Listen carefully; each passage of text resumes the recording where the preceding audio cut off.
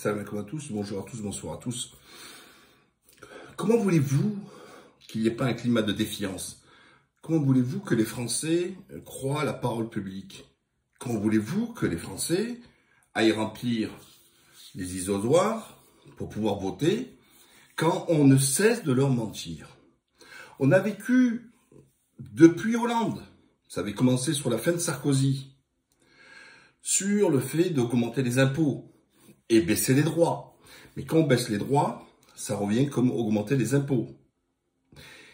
Hollande, Macron nous a aussi pulvérisés, jusqu'à atteindre le record du monde de prélèvements obligatoires. Qu'est-ce que les prélèvements obligatoires? C'est toutes les taxes et les impôts confondus, et cotisations. Et chaque fois, rappelez-vous, au début de Macron, 500 millions d'euros, c'est quoi? C'est que dalle dans le budget de l'État. On parle en millions, là, on parle pas en milliards. Et qui avait gratté 5 euros pour les APL. Vous vous souvenez de tout ça? Et on nous dit, mais attendez, nous devons être responsables. Nous ne voulons pas laisser aux nouvelles générations la dette que nous avons creusée. Alors d'une part, les Français n'ont creusé rien du tout. C'est pas eux qui ont créé le déficit. C'est bien le pouvoir politique et chaque fois des gouvernements qui ont échoué. Et là, depuis le Covid, on parle pas en millions, on parle de centaines de milliards d'euros. Et là, bizarrement, on ne parle pas de « on va laisser la dette aux plus jeunes ». On ne dit pas que c'est pas sérieux de pouvoir encore s'endetter. Alors tout devient facile. Et en avant les milliards, les milliards, les milliards, les milliards, les milliards. Je vous le dis là, rappelez-vous les gilets jaunes. À la base, les gilets jaunes, c'est quoi? C'est l'union de tous les Français, quelles que soient les catégories, qu'on avait ras-le-bol d'être le prix pour la vache à lait. Trop de taxes, trop d'augmentation de l'essence, augmentant ici, gel des retraites. Il avait menti Macron, rappelez-vous, il avait dit je ne toucherai pas aux retraites. Première chose qu'il fait, c'est il gèle les retraites. Augmentation de la CSG. Donc ça veut dire des prélèvements, des impôts en plus. Et il disait mais soyez généreux les vieux. Soyez généreux. Il dit pas les vieux lui, il est bien poli, il est pas comme moi. Il dit les retraités. Ce sont pour vos petits-enfants qu'on fait ça. Et là, les centaines de milliards que tu débloques, c'est pour qui? L'addition, c'est pour qui? Alors, l'après-Covid va être catastrophique. Nous avons pris du retard sur le plan infrastructure. Je vis en Turquie. Vous voyez, c'est de la dépense saine. Pourquoi? Parce que le budget de l'État, c'est chaque fois envoyé dans l'infrastructure. En France, on a un déficit budgétaire, donc chaque année, on conclut négativement. Mais ce déficit, c'est pour payer simplement le fonctionnement de l'État. Vous voyez, c'est deux choses, il faut se séparer. Le budget de fonctionnement, c'est le train de vie de l'État. Payer les fonctionnaires et toutes les charges qui vont avec. Et budget d'investissement, c'est sur des infrastructures, c'est aussi sur les hôpitaux, c'est pas forcément que des routes, c'est tout.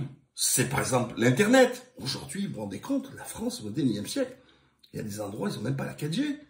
Il y en a, ils n'ont même pas la 3G. La fibre, en proche région parisienne, aux frontières de la Paris, il n'y a même pas Internet. Il y a beaucoup de villes, il n'y a pas Internet. Il n'y a pas la fibre. J'habite à Alanya, dans le sud de la France. Vous voyez, c'est pas Istanbul, tout ça, etc. Je suis dans la montagne, je suis fibré, là. Il y a des questions à se poser. Et en France, on l'a pas. Donc, le budget d'investissement n'a pas été utilisé. Mais les conséquences de ce qui va se passer du Covid. Alors, des entreprises qui ferment, des commerçants qui ferment, et à la fin, qu'est-ce qu'on va avoir? Donc un chômage massif. Donc qui dit chômage massif, moins de cotisants. Qui dit moins de cotisants veut dire plus de déficit de sécurité sociale. Ça veut dire aussi plus de personnes qui vont bénéficier d'APL et différentes aides sociales qui viennent là en palliatif pour pouvoir essayer d'enrayer un petit peu la pauvreté. Certes, le système social français est de qualité là-dessus qui permet ce qu'on appelle les amortisseurs sociaux pour pouvoir, les personnes, mais on ouvre, à partir du moment où on augmente le nombre, donc c'est-à-dire que l'État devra verser plus. Qui dit verser plus? Dit creuser le déficit du budget dans ce cas de l'État. Vous voyez? Et c'est tout un cheminement. Qui va payer l'ardoise? C'est les Français. Et alors là, on va vous inventer, et ça va être encore surtaxé. Le danger va où aussi? Les collectivités territoriales. Il faut savoir que les collectivités territoriales, qui sont les communes, les départements, métropoles, tout ça, touchent ce qu'on appelle la dotation de l'État. Qu'est-ce qu'une dotation de l'État? L'État vient donner, il donne une responsabilité à l'État, par exemple au département, il dit voilà, c'est vous les départements qui êtes là pour donner le RSA. Et moi, je vous donne une dotation par rapport à ça. Sauf que, avec tout ce qui est en train de se passer là, le nombre de RSA est en train de décoller. Les départements crient au secours. On n'a pas assez d'argent pour payer après le RSA. Bilan, il va se passer quoi? Comment se nourrit entre autres les départements? Avec les taxes locales. Donc la taxe foncière, la part, parce que dans une taxe foncière, vous avez la part municipale. Si vous avez une interco, une métropole, la part de métropole, la part départementale et la part régionale. Ben, la part départementale, elle va encore augmenter. Et puis les communes, qu'est-ce qui va se passer?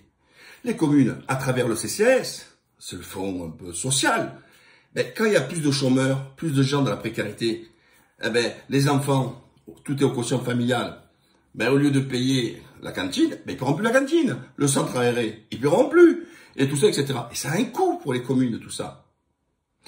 Et donc, qu'est-ce que va faire les communes? Augmentation des impôts fonciers.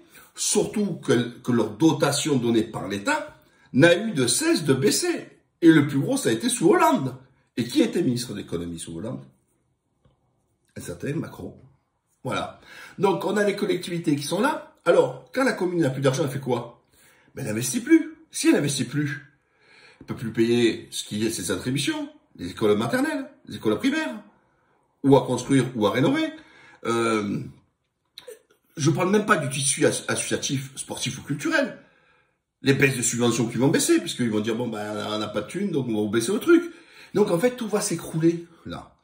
Parce qu'il y a cette dette. Mais moi, là où j'interpelle de l'État menteur, c'est pourquoi nous avons dit que 10 milliards, c'était énorme pour les gilets jaunes, ne pas avoir aidé l'ensemble des Français, mais seulement sur la partie du SMIC, c'est toujours pareil, hein.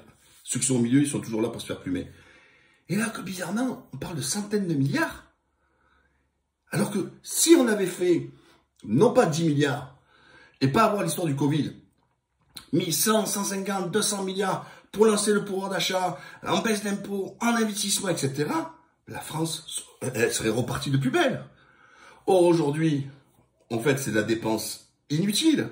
Bon, bien sûr, qui est nécessaire, mais quand je dis inutile, c'est-à-dire que les dépenses qui sont faites là, c'est du sparadrap, parce que les entreprises vont quand même mourir, les commerçants vont quand même mourir, et tout ça, etc. Mais ce que je veux dire, c'est, pour l'avenir, c'est pas un point de rebond. Il y a zéro investissement, et puis il y a surtout, comment vous dire, c'est donner de l'argent ou repousser des charges. Parlons-en des charges. L'État vous dit, moi je vous garantis le prêt. Beaucoup d'entreprises ne vont pas rembourser le prêt, donc ça va être un trou pour l'État. Et là, ceux qu'on leur dit, on te prête de l'argent, on lui prête de l'argent pour aller payer des charges. Mais c'est le monde à l'envers. Supprimer les charges. Ils travaillent pas, ils sont inactifs, ils doivent rien payer. Mais non, on te prête de l'argent pour que tu nous payes les impôts. Et comme ça, quand il va recommencer à travailler, il va se retrouver encore étranglé, un couteau sur la gorge, parce que il se met une dette pour laquelle il n'a eu aucune recette. Parce que les gens, ils veulent bien, au pire, payer. Mais encore faut-il avoir des recettes. Mais quand on a zéro recette, c'est pas le Père Noël, hein. Le Père Noël, il va passer, mais il va pas passer pour les commerçants, par exemple. Donc la situation est très critique parce que on a eu des gouvernements, et surtout ce dernier gouvernement, entre autres, qui vient nous dire, il ne cesse de nous dire, oui, la dette, c'est important, c'est un fléau, c'est ci, c'est cela, etc. On n'a rien, on a la gorge, on fait des petites économies, on gratte 100 millions par là, 10 millions par là, 50 millions par là. Bilan, on n'y retrouve pas la gamelle, parce qu'il ne suffit pas de mettre le record du monde de taxes, mais encore faut-il qu'en face, il y a le service qui va avec. Sauf qu'on a perdu 20 000 lits. C'est-à-dire qu'on se tannait d'avoir le meilleur système du monde. La France était un modèle dans le monde entier, sur beaucoup de choses. Mais on vit encore sur nos acquis. C'est fini cette France-là, arrêtez. Arrêtez de croire que les autres pays, c'est des coups de chance, ils ont rien. La preuve, ils gèrent mieux le Covid parce qu'ils ont des places dans les hôpitaux. Moi, j'ai pas vu Des gens qui viennent de tel pays, se déplacer parce qu'il n'y avait pas assez de lits. Mais en France, si. Donc on a un déficit. Et je ne vais pas revenir sur le désert médical, etc., que nous avons en France. Attends, vous trouvez normal, vous dites meilleur système de santé au monde, 9 mois pour avoir un rendez-vous chez l'ophtalmo, 6 mois pour faire une IRM. Parlons-en de la santé. Qu'est-ce qui va se passer après le Covid alors? Tous les gens qui ont pris du retard, tout ça, etc. Alors que le personnel de santé n'arrive toujours même pas à pouvoir régler les petits bobos du quotidien. Ça va être catastrophique. Donc moi je le dis, la France, hélas, est morte. Elle est morte. Il sera difficile de se relever. Et c'est pour ça que moi d'ailleurs j'invite les jeunes d'essayer de bouger. Bouger. Parce que le travail, vous n'allez pas le trouver.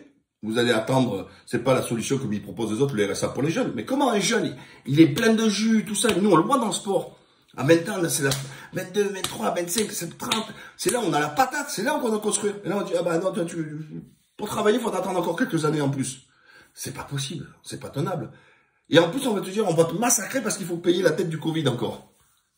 D'accord? Je vous rappelle qu'on a créé 2 taxes qui, soi-disant, devaient être temporaires, mais qui n'est pas temporaire du tout, on nous massacre. Hein. Le RDS, c'est les remboursements de la dette sociale, et la CSG, la contribution sociale généralisée. Ça devait être temporaire. Et on a vu au contraire que ça a été une manne financière pour le gouvernement, et pour les autres aussi auparavant, pour aller augmenter, pour nous massacrer. Voilà. Que va devenir le logement? Il a manqué déjà 2 millions de logements. On a pris encore du retard, pas assez de trucs, pas de construction, etc. Comment ça va se faire? La crise du logement va empirer encore. Voilà. Moi, on me dit, ouais, on va me dire que je suis pessimiste. Non, non, non. Moi, et là, je suis le porteur de mauvaises nouvelles. Mais tout ce qui est en train de se passer, même avant, j'ai toujours annoncé. Vous savez, l'avantage, c'est les vidéos, elles restent. Voilà. Donc oui, je comprends. Moi, aujourd'hui, pourquoi les Français, ils ont un climat de défiance. Parce qu'en face, on n'a que des gens qui nous racontent des salades. Voilà, les amis. Bonne soirée à tous. À la prochaine. Bye bye.